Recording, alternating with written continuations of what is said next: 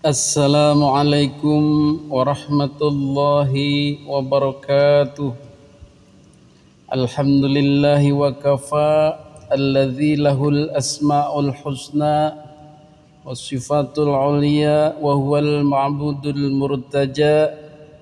Wassalatu wassalamu ala sayyidina Muhammadinil Mustafa wa ala alihi ahli sidqi wal wafa, amma ba'du. Hadirin netizen yang dimuliakan Allah Subhanahu wa ta'ala, pada kesempatan kali ini kita akan melihat bagaimana Ba'alwi ramai-ramai menolak tes DNA. Why is it so? Kenapa begitu? Padahal sebelum-sebelumnya gagah berani menantang tes DNA, yaitu oleh HRS. Kalau mau diaku sebagai keturunan Nabi, ayo tes DNA. Jadi kalau Habib palsu ketahuan tuh kalau diperiksa. DNA Nabi kemana, DNA-nya kemana ya ikhwan?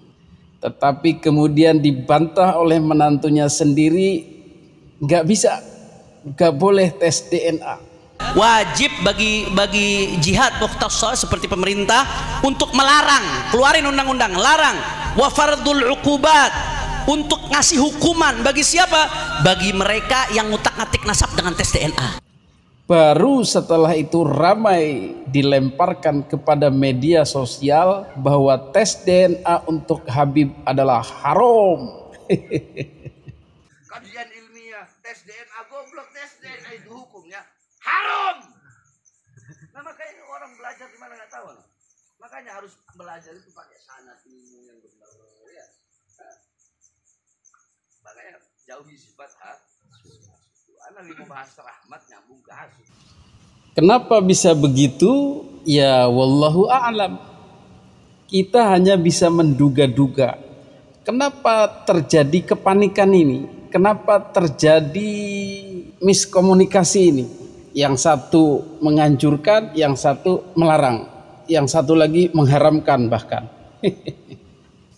Tetapi pihak yang mengharamkan ini terus mempropagandakan kepada mukibinnya, kepada masyarakat luas, kepada muslimin Indonesia.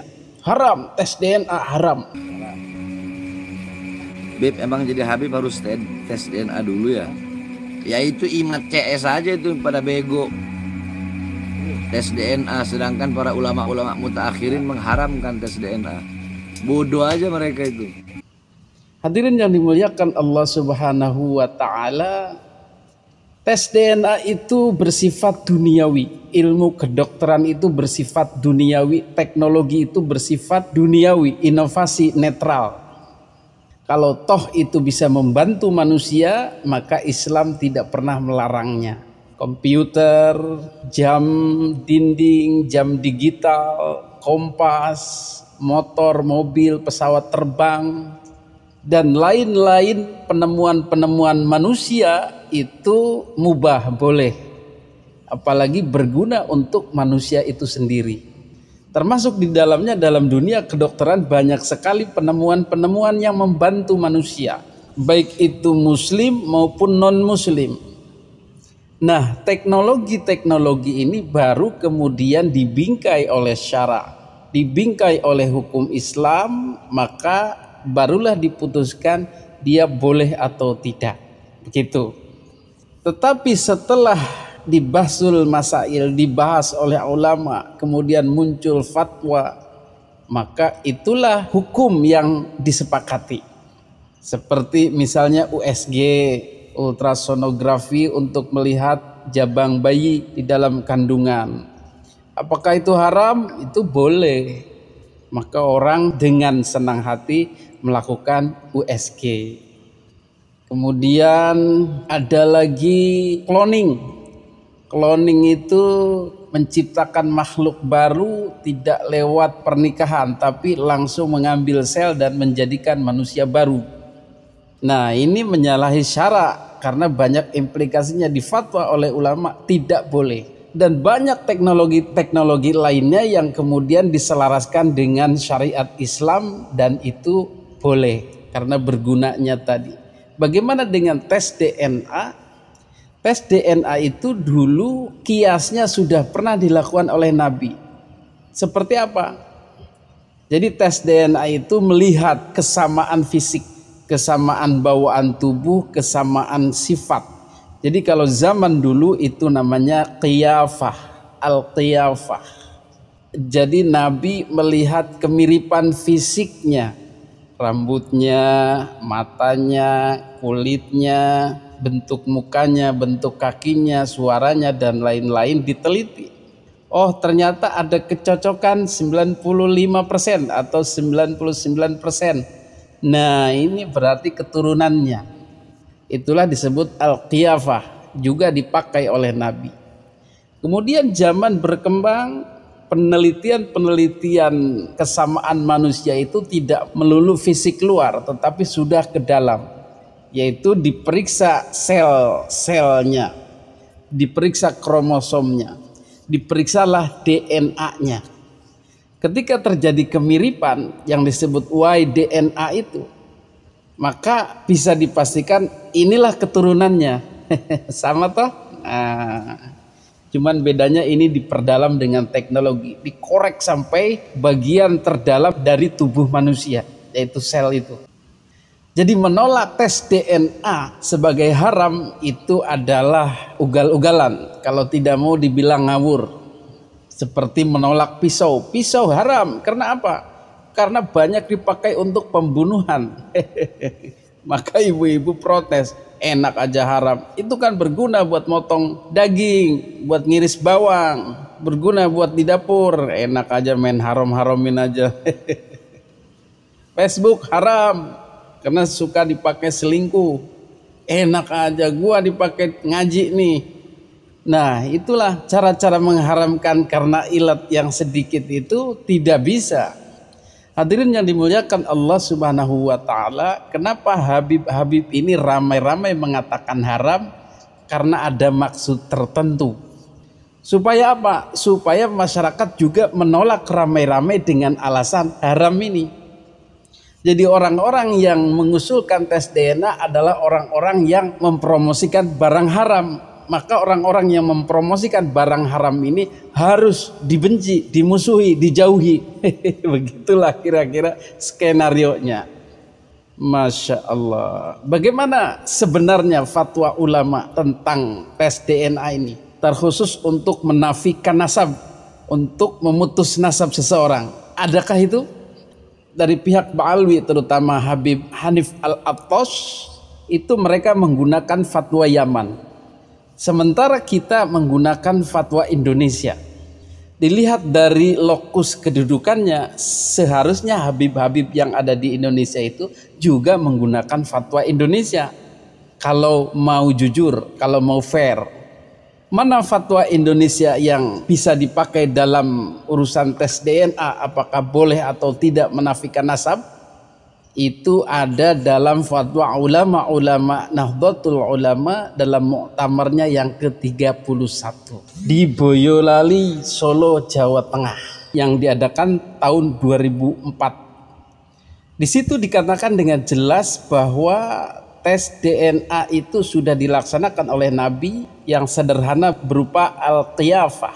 Dan kemudian ulama-ulama Indonesia, ulama-ulama Nahdlatul Ulama menyatakan bahwa boleh untuk menafikan nasab, tapi tidak bisa untuk menyambungkan nasab. Masalah ini sudah dibahas dalam channel ini beberapa bulan yang lalu. Dan dalam tanda kutip sialnya bagi Ba'alwi, di samping mereka harus melewati tes DNA, mereka pula harus melewati tes silsilah, tes nasab.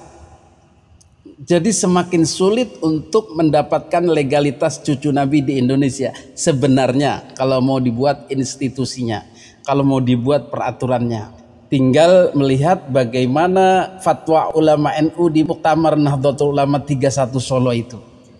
Jadi Habib Bahar dan kawan-kawan di samping harus melaksanakan tes DNA, walaupun kata dia haram tetapi kata kita di Indonesia halal. Kata dia haram mengikuti ulama Yaman tetapi menabrak ulama Indonesia, maka kita paksa Habib Bahar dan kawan-kawan untuk mengikuti ulama NU. Boleh, Setelah boleh dites DNA, kemudian dia gagal, tidak nyambung kepada Bani Hashim, tidak menyambung kepada suku Quraisy, tidak menyambung kepada Ali bin Abi Thalib, kepada Kanjeng Nabi Muhammad SAW. Maka dia dan kawan-kawan Ba'alwi gagal. Di samping itu juga harus melalui verifikasi tes nasab, penelitian kitab-kitab nasab, penelitian kitab-kitab sejarah, penelitian manuskrip juga harus lolos. Ini timnya diketuai oleh Kiai Haji Imaduddin Utsman Al-Bantani. Gagal dua-duanya pasti. Berani nggak tes DNA? Berani nggak tes DNA? Berani nggak tes DNA? Untuk lebih jelasnya ini sudah dibahas, kita simak sebentar.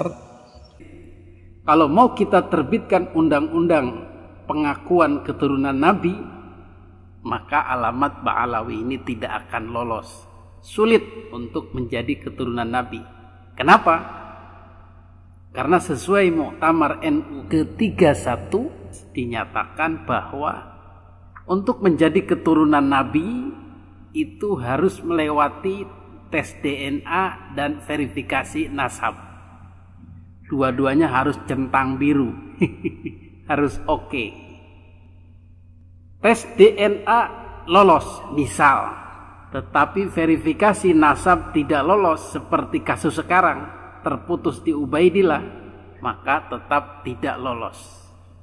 Karena hasil muktamar mengatakan walaupun secara DNA tersambung tetapi tidak ada silsilah yang betul yang terverifikasi, tetap tidak boleh dipakai untuk mengitsbat. Kasus kedua misalnya secara verifikasi silsilah lolos, secara ilmiah betul silsilahnya ada ketersambungan, ada riwayat-riwayat dari kitab sezaman, riwayat-riwayat dari buku nasab, buku sejarah, tetapi ketika dites DNA-nya gagal, tidak mengikut kepada keturunan Nabi.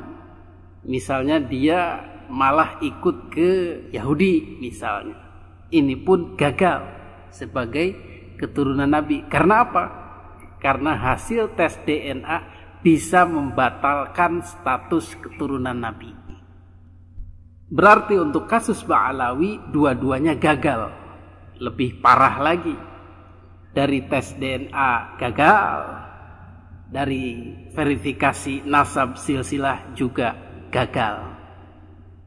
Maka hasilnya adalah gatot, gagal total. Begitulah kira-kira bagaimana kita harus teliti dalam mengisbat atau mensahkan seseorang atau sekelompok orang ini sebagai keturunan Nabi, karena untuk menjaga kesucian, kemurnian nama Kangjeng Nabi Muhammad sallallahu alaihi wasallam. Nah, itulah. Jadi sangat sulit untuk lolos verifikasi, validasi keturunan Nabi di Indonesia sebenarnya. Makanya Habib Bahar dan kawan-kawan Ba'alwi selalu mendoktrinkan haram. Kemudian meneliti nasab haram. Itu sama saja dengan ingin menafikan keturunan Nabi, sesat, menghancurkan agama dan lain-lain. Kenapa? Karena kalau diteliti dari dua aspek itu mereka gagal total, tidak lolos, tidak bisa diverifikasi. Itulah rahasia dibalik gencarnya Ba'alwi mengatakan tes DNA haram. Tetapi sama saja dengan meludahi NU sendiri. Karena NU sendiri mengatakan boleh, halal. Itulah pemutarbalikan fakta, pemutarbalikan fatwa, pemutarbalikan hukum oleh Ba'alwi dalam rangka melindungi diri mereka sendiri. Na'udzubillahi min dzalik. Hadanallahu wa iyyakum ajma'in. Wassalamualaikum warahmatullahi wabarakatuh.